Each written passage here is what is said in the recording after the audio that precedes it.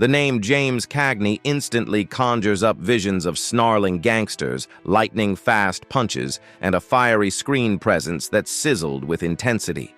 From the unforgettable moment he smashed a grapefruit into Mae Clark's face in 1931's The Public Enemy, his rise to stardom felt like a force of nature. Audiences were captivated, not just by his raw energy, but by the emotional charge he brought to every frame.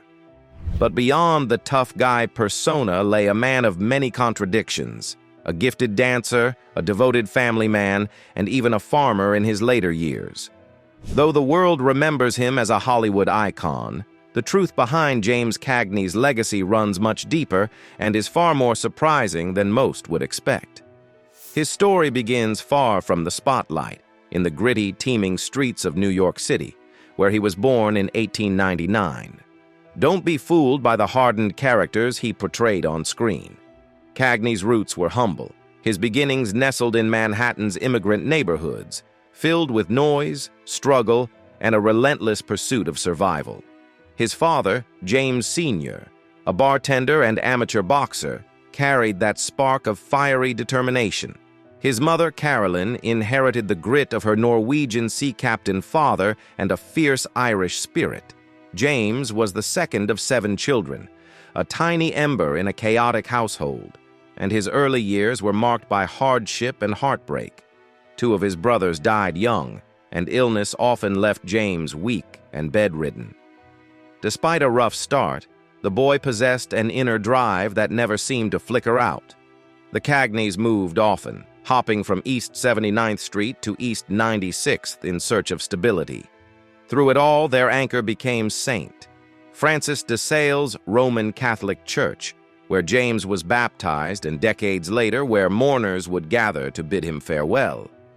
With bright red hair and striking blue eyes, young James was a force of nature, curious, sharp, and full of restless energy. At Stuyvesant High School, he thrived and even had aspirations of attending Columbia University. He studied German and joined the Student Army Training Corps, envisioning a future filled with intellectual and creative pursuits. But life had other plans. When the flu pandemic of 1918 took his father, dreams of higher education faded. The family needed support, and James stepped up. He threw himself into every job imaginable: doorman, bellhop, office boy, and even a brief stint in architecture. Then came a job that subtly altered the course of his life: the New York Public Library. It wasn't the stacks of books that sparked his transformation, but a woman named Florence James, an actress who spotted his potential. She saw beyond his street smarts, his athleticism, his tap dancing on cellar doors, and nudged him toward the stage. James's first brush with showbiz was anything but glamorous. His aunt lived across from Brooklyn's Vitagraph Studios, and curiosity led him to scale the fence just to see a movie being made.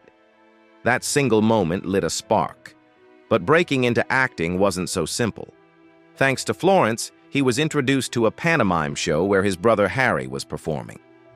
Initially too shy to step on stage, James worked backstage, until Harry fell ill one night. Florence, now directing, turned to James. Did he know the lines, the moves? He did. He had watched every rehearsal and absorbed every detail. That night he replaced his brother, faced a live audience, and never looked back. In 1919, a stroke of luck arrived. A friend noticed James showing off his dance moves at Wanamaker's department store and mentioned an audition for the play Every Sailor. The show featured an all-male cast, dressed as women, and though unconventional, James needed the money. He auditioned knowing only one dance, the complicated Peabody, but quickly picked up new steps by watching others. When his turn came, he danced with such confidence it seemed he'd rehearsed for weeks. Oddly enough, dressing up and pretending to be someone else didn't feel strange. In fact, it was freeing. And the $135 paycheck easily beat his department store wages. His mother wasn't thrilled by the cross-dressing, but she was still proud. Hoping to please her, James also took a day job at a brokerage firm, but his heart remained with the stage. His big break came with the musical Pitter Patter, which not only increased his pay to $155 per week, but also changed his personal life. There, he met a chorus girl named Frances Billy Vernon, who would become his lifelong partner. Ever determined, James also worked as a dresser, hauling costumes and doing odd jobs backstage just to stay close to the spotlight. With Pitter Patter behind him, he and Billy began performing as a duo in vaudeville, Vernon and Nye, mixing song, dance, and comedy. At one point, he even filled in for a rising star named Cary Grant. In 1924, hoping for a Hollywood break, the couple headed west. They tried opening a dance studio. It flopped. He knocked on studio doors. No one answered. Money dried up, and they returned to New York, humbled but not defeated. Then came the turning point.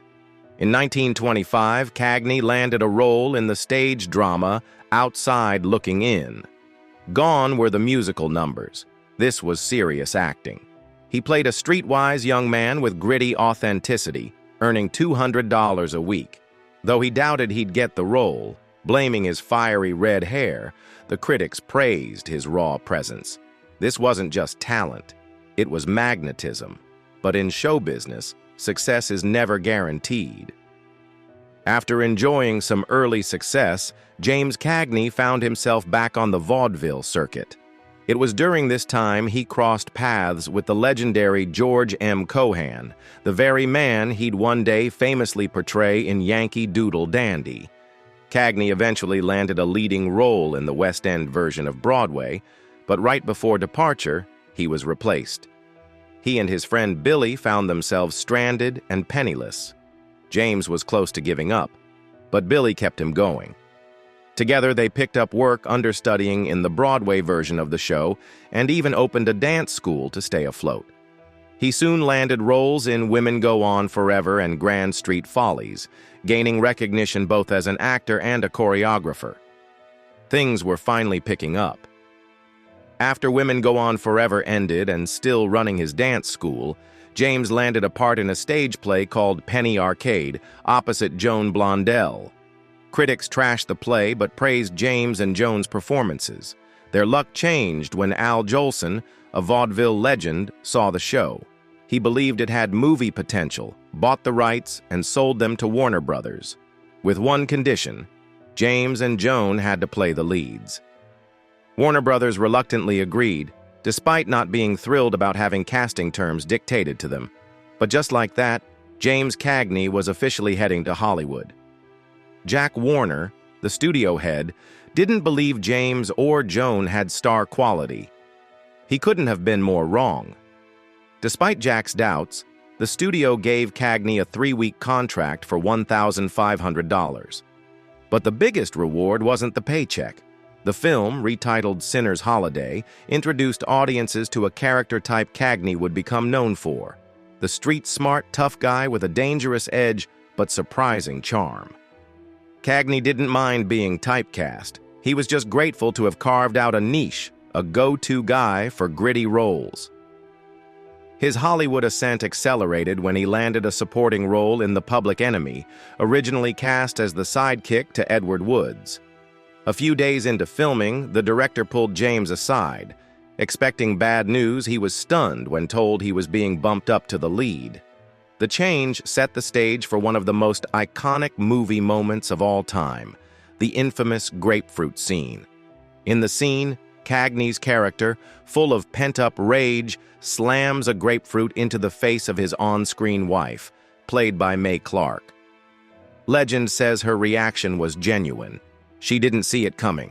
Her real-life husband reportedly loved the scene so much he saw the film repeatedly. Off-screen, Cagney had a stubborn streak.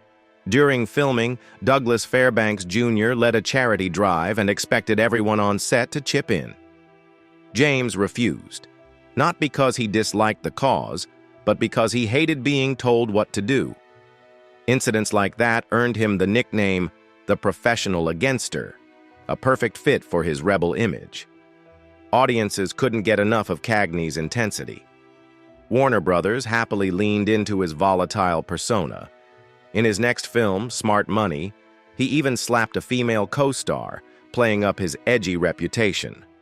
But just as he was hitting his stride, Hollywood was forced to reckon with its own excesses. Critics claimed films were becoming too immoral, leading to the creation of the Hays Code, a strict set of guidelines to clean up movie content. The gritty roles that made Cagney famous were suddenly in danger. To adapt, Warner Brothers pivoted and cast him in comedies. Reuniting with Joan Blondell in Blonde Crazy, James showed off his mischievous charm. Audiences loved it, but behind the scenes, all wasn't well. Cagney's salary didn't reflect his box office success. Despite starring in hit after hit, Warner Brothers refused to raise his pay. To make matters worse, they expected him to promote other films he wasn't even in. Fed up, James walked away from Hollywood and returned to New York. While he tried to recuperate, his brother William stayed in Los Angeles at James's house. But William wasn't just house-sitting. He acted as James's unofficial agent. Turns out he was good at it. Soon, Warner Brothers came crawling back, offering $1,000 a week. Cagney returned to Hollywood, his first film under the New Deal being Taxi.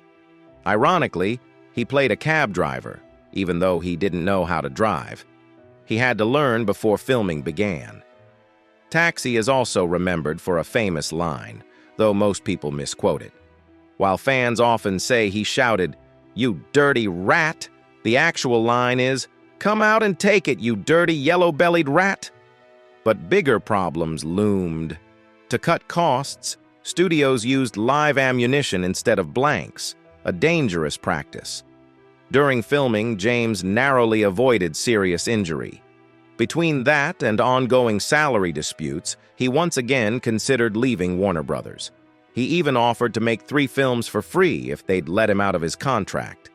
The studio declined. That's when director Frank Capra intervened. He helped Cagney renegotiate his deal. $3,000 a week, only 4 films per year, and top billing every time. You'd think that would satisfy him. But Cagney wasn't just thinking about himself. He was disturbed by how poorly young actors were treated, some of them barely out of their teens. Alongside other stars like Humphrey Bogart, he helped form the Screen Actors Guild, a union designed to protect performers from studio exploitation. He kept making films for Warner Brothers, but trouble resurfaced in 1934. The studio violated his contract, forcing him to make 5 films in a year and giving him second billing in one of them. Another breach. Most actors were too afraid to take on the studios. Not James. With his brother William backing him, he did the unthinkable. He sued Warner Brothers. The legal battle dragged on, giving Cagney unexpected time to pursue another passion: farming. He bought a place upstate and threw himself into the quiet, simple life. But he couldn't stay away from showbiz for long. This time, it wasn't Warner Brothers who came calling. A smaller company, Grand National Films, made him an offer: $100,000 per movie, plus a share of the profits. It sounded like a dream. Unfortunately, Grand National didn't have the resources or polish of Warner Brothers. While James struggled with the new studio, William stayed behind and fought the legal battle. Eventually, James won. Not only that, Warner Brothers wanted him back. Their offer? $150,000 per movie, just 2 films per year, and full creative control. By standing up to the studio system, Cagney not only won back his freedom, he set a new standard for actors everywhere. In 1938, James Cagney shared the screen with Humphrey Bogart in Angels with Dirty Faces, joined by a wild group of young actors known as the Dead End Kids. These boys were notorious troublemakers on set, once even stealing Bogart's pants as a prank. But when they tried pulling similar stunts with Cagney, they quickly realized they were outmatched. The Dead End Kids had a habit of improvising their lines, but when Leo Gorcey tried that routine with Cagney, he learned fast that this wasn't just a guy acting tough.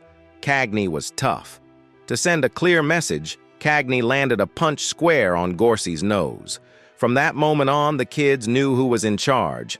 Cagney might have been a Hollywood heavyweight, but he wasn't about to let anyone walk over him. Audiences thought they had Cagney pegged, the gritty streetwise brawler who talked fast and punched faster. But his next role flipped that image on its head. Producer Hal Wallace set out to tell the story of George M. Cohan, the dynamic Broadway legend who helped shape the American musical. The film was Yankee Doodle Dandy, and this time, Cagney would be singing and dancing, no "you dirty rat" in sight. The film took on deeper meaning when production began just after the attack on Pearl Harbor. With the U.S. entering World War II, telling Cohan's patriotic story felt urgent, even vital. It could have been one of the last films made in a free nation. That pressure sparked something in Cagney. He threw himself into the role, breaking into spontaneous tap dance routines and even continuing to shoot with a fractured rib. The gamble paid off. Yankee Doodle Dandy was a massive success, and Cagney made history as the first actor to win an Oscar for a musical performance. Riding high on the win, he and his brother William launched Cagney Productions, their own studio. Now he wasn't just the star, he was calling the shots. At the same time, Cagney entertained American troops overseas and served as president of the Screen Actors Guild. He was everywhere, doing everything. And for a while, it all worked. But it didn't last. Cagney Productions failed to deliver hits, and eventually, he had no choice but to hand it over to his old studio rivals, Warner Brothers. He returned to familiar ground, once again playing street-tough characters. Despite his detour into musicals, Cagney hadn't softened. By 1955, he was a Hollywood icon, cast in Mr. Roberts, a film directed by the notoriously difficult John Ford. When Ford met Cagney at the airport, he grinned and said, "We're going to have some fun, you and I." Cagney wasn't fazed. He even challenged Ford to a fistfight at one point. Ford, irritated by Cagney's constant lateness, may have wanted to go for it, but walked away instead. That wouldn't be Cagney's last conflict. In 1962, during the filming of 1, 2, 3, a brash young German actor named Horst Buchholz kept trying to steal the spotlight. Cagney had had enough. When the movie wrapped, he announced his retirement, for good. Away from the cameras, Cagney was a devoted family man. His first marriage, to Frances Billy Vernon in 1922, didn't last. They divorced in 1931. A year later, he married dancer Jean Cagney. That one stuck. They remained together for the rest of his life, adopting 2 children, James Jr. and Kathleen. Unfortunately, family life wasn't always peaceful. James Jr. died of a heart attack in 1984, just 2 years before Cagney himself passed. Father and son had been estranged, a painful chapter in his later years. His relationship with daughter Kathleen also grew distant over time. Still, there was another side to James Cagney. When he wasn't making movies, he was most at peace on his farm. Early in his career, he attended a soil conservation lecture that inspired him. During one of his disputes with Warner Brothers, he bought a 100-acre farm on Martha's Vineyard. His wife was skeptical at first, but she eventually came to love the place. To keep fans at bay, Cagney spread a rumor that his property was guarded by armed men. It worked so well that even Spencer Tracy once got stuck outside the gate. In 1955, Cagney bought another property, this time a 120-acre spread in New York he called Verney Farm, a blend of his and Billy's names. There, he raised cattle, worked the land, and fully embraced farm life. He was so passionate that he received an honorary degree in agriculture. Cagney also had a lifelong love for horses, especially Morgans, which he bred on his farm. He dabbled in sailing, too, though he was prone to seasickness, even in calm waters. Another hobby? Painting. He once said he might have been happier as a struggling artist than a movie star. He gave away his paintings to friends but never sold a single one, insisting he was just an amateur. In 1975, Cagney suffered a minor stroke, followed by a deep depression. He could no longer enjoy the things that once brought him joy: riding, dancing, painting. It seemed like the end of an era. But in 1981, he came out of retirement for one last performance in the film Ragtime. To shoot his scenes, he traveled to the UK, arriving on the Queen Elizabeth II. He was greeted by a roaring crowd, proof that his star still burned bright. During a performance celebrating the Queen Mother's birthday, she broke royal protocol by rising to her feet in a standing ovation and then going backstage to meet him. Even after 2 decades away, Cagney's charm hadn't faded. James Cagney passed away on Easter Sunday in 1986 from a heart attack. His funeral was a who's who of dignitaries and stars, from ballet legend Mikhail Baryshnikov to New York's governor. President Ronald Reagan himself delivered the eulogy. But the biggest surprise came afterward: Cagney's will. Neither his daughter nor his late son's family received a dime.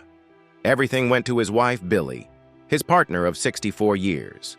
A dramatic ending for a man who lived a life full of them.